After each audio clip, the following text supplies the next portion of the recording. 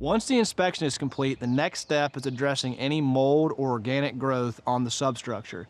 This typically involves first applying a professional grade cleaner like YCS Pro Cleaner to remove visible staining from the wood, concrete, or any other surfaces.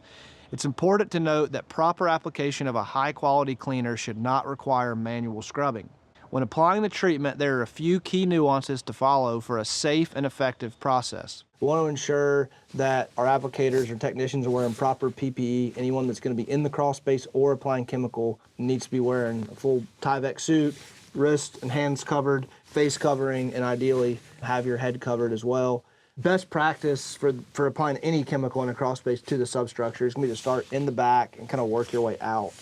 And even beyond that, if you could apply the chemical to one side of the wood throughout the entire crawl space, work your way across and then work your way back. It'll just help prevent that drip, overspray, and that drip getting on the technicians.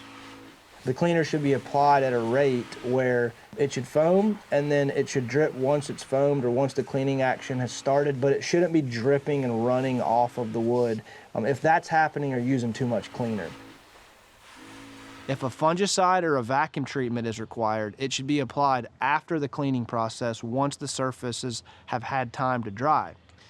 This entire step must be completed before any liner or vapor barrier is installed to prevent contamination.